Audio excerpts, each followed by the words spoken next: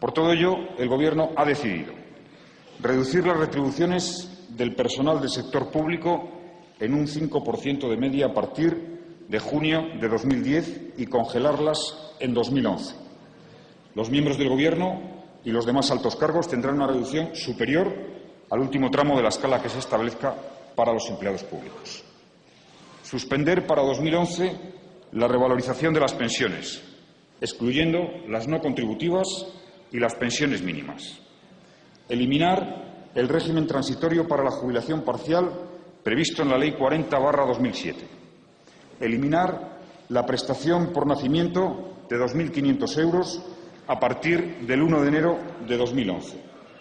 Reducir los gastos en farmacia mediante una revisión del precio de los medicamentos excluidos del sistema de precios de referencia y mediante la adecuación del número de unidades de los envases de los medicamentos a la duración estandarizada de los tratamientos, así como dispensación de medicamentos en unidosis. Suprimir para los nuevos solicitantes la retroactividad del pago de prestaciones por dependencia al día de presentación de la solicitud, estableciéndose paralelamente un plazo máximo de resolución de 6 meses, cuyo incumplimiento llevará aparejada retroactividad desde esa fecha. Se dispone asimismo una reducción entre 2010 y 2011 de 600 millones de euros en la ayuda oficial al desarrollo. Se prevé una reducción de 6.045 millones de euros entre 2010 y 2011 en la inversión pública estatal y se prevé un ahorro adicional de 1.200 millones de euros por parte de las comunidades autónomas y las entidades locales. El Consejo de Ministros aprobará la próxima semana un decreto-ley recogiendo parte de estas medidas para su entrada en vigor de inmediato. Es lamentable, señor Rodríguez Zapatero, que rechace usted unas medidas el miércoles porque se las ofrezco yo y las acepte el viernes porque se las imponen desde fuera. Son medidas positivas, dice la patronal, pero que llegan tarde. Hay que apoyar al Gobierno, de que decididamente se ha puesto al frente de esta manifestación. Probablemente desde el mundo empresarial nos gustaría que con mayor intensidad.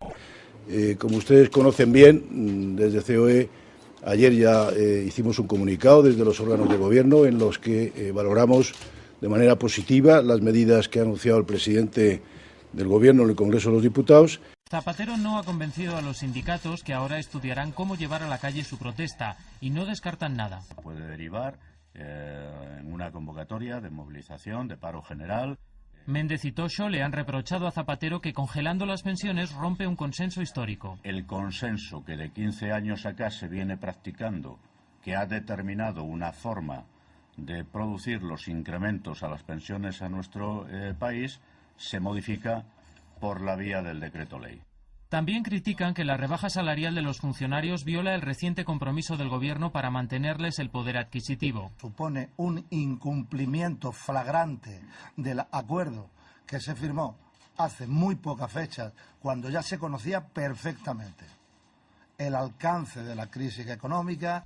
Y añaden que retirar 6.000 millones de euros de la inversión pública acabará afectando a la empresa privada, retrasará el crecimiento y no ayudará a combatir el paro. Según los sindicatos, hay otras maneras de ahorrar. Ha elegido la peor de las vías en un momento en que la crisis todavía no ha sido superada, para dar respuesta a las exigencias de los mercados financieros.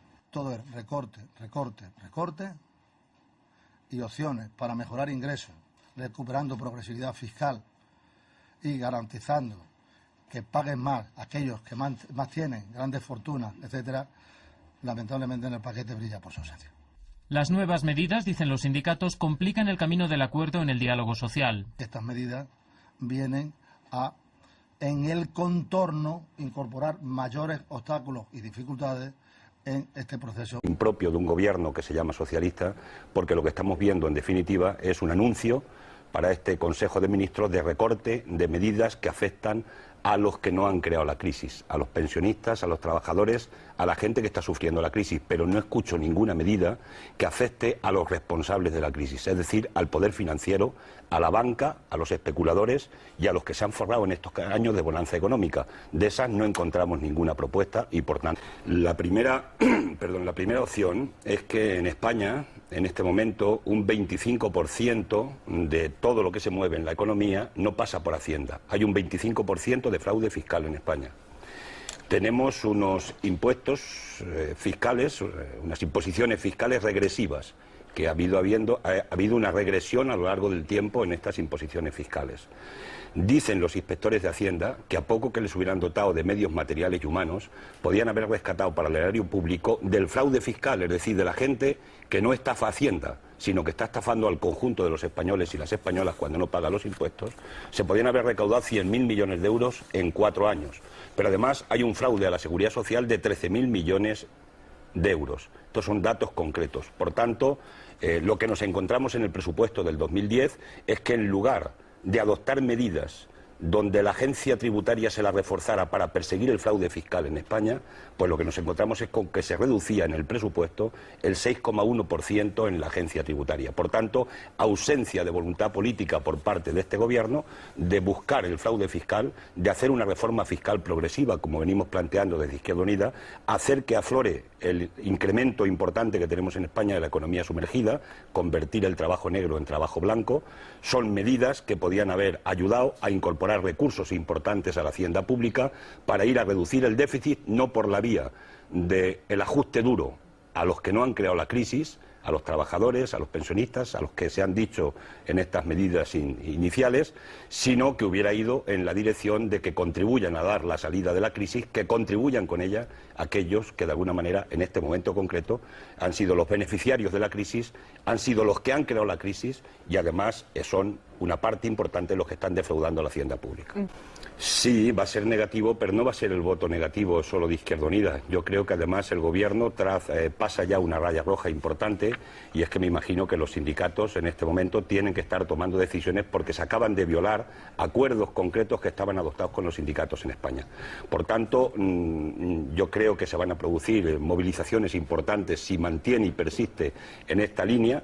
Yo creo que se está equivocando de una manera muy seria el Gobierno, atendiendo las peticiones insistentes que le viene haciendo el Partido Popular desde tiempo atrás. Es cierto, el PP le propone, pero las propuestas que está haciendo sistemáticamente el Partido Popular son propuestas de ajuste duro, de que el sufrimiento lo paguen los de abajo. Todavía no he escuchado por parte del Partido Popular ni por parte del propio Gobierno de qué se pasa con los paraísos fiscales, por qué no se lucha por acabar con los paraísos fiscales, por qué no se va a la figura de buscar el fraude donde está con los billetes de 500. La Asamblea Nacional Francesa ya adopta el acuerdo de suprimir los billetes de 500. Nosotros estamos proponiendo que esos 250.000 millones de euros que se mueven en la zona euro en billetes de 500, que la mayoría, una parte importante, están en la especulación, pues que pasen y contabilicen por Hacienda. Llevamos una propuesta concreta en ese sentido.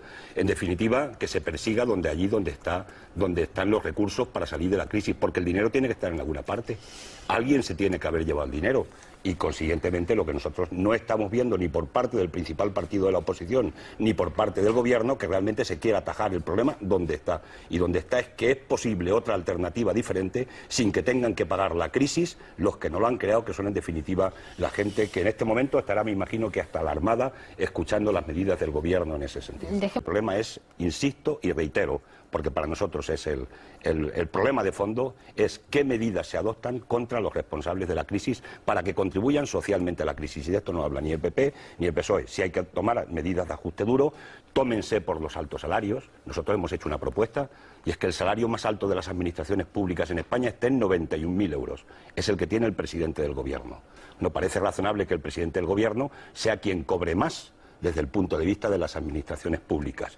Pero hemos hecho alguna otra propuesta. ¿Por qué no se actúa como lo ha hecho Obama también con los altos ejecutivos de las empresas del IBEX y las empresas cotizadas en bolsa?